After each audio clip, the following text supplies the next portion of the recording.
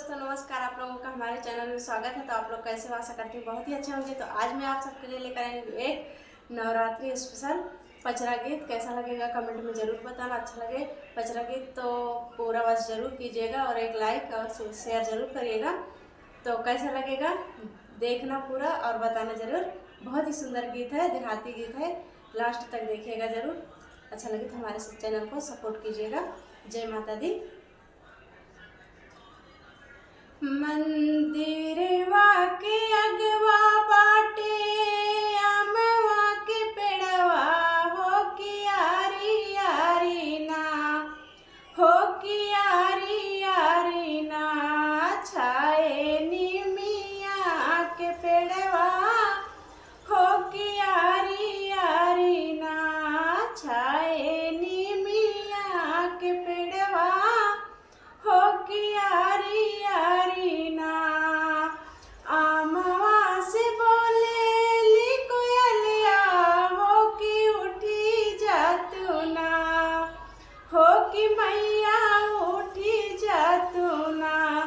होइगा भोरा भीन सरवा हो कि उठी जातू ना। होइगा भोरा भीन सरवा हो कि उठी जातू ना। कोयली के बोलिया सुन के उठली हे मैया हो गगरिया लैके ना, हो गगरिया लैके ना। कोयली की बोलिया सुन उठली हे मैया हो गगरिया लैके ना, हो गगरिया लैके ना। चलली नदिया के किनरवा हो गगरिया लैके ना। चलली नदिया के हो किनरवा हो गगरिया लैके ना। जल भर धली मैया नदिया के घटवा हो निहारै लगली ना। जल भर के धरली मैया नदिया के घटवा हो निहारै लागी ना। वही मालिन के बिटिवा हो निहारै लागी ना। वही मालिन के बिटिवा हो निहारै लागी ना। वहरी से आवे भैया माली के बेटवा हो उठाई देत्या ना, हो उठाई देत्या ना। माली हमारी गगरिया हो उठाई देत्या ना।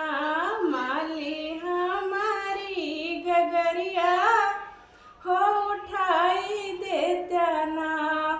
तोहरी गगरिया मैया देबै हम उठाई हो कि काऊ देबू ना। मैया काऊ देबू ना। हमारी गगरी के उठवाई मैया काऊ देबू ना। हमरे गगरी के उठवाई मैया काऊ देबू ना। तुहु कत देबै माली बुद्धि विद्या हो मेहरिया तोरी ना, हो किरनिया तोरी ना।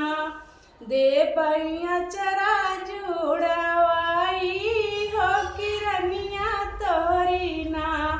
देबै ललना खेलवाई हो किरनिया तोरी ना। मंदिरवा के अगवा बाटे अमावा के पेड़वा हो कि यारी यारी ना, हो कि यारी यारी ना।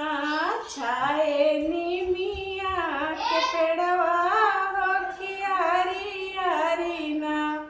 छाए निमिया के पेड़वा हो कि यारी यारी ना। तो कैसा लगा ये गीत कमेंट करके ज़रूर बताएं। बाय।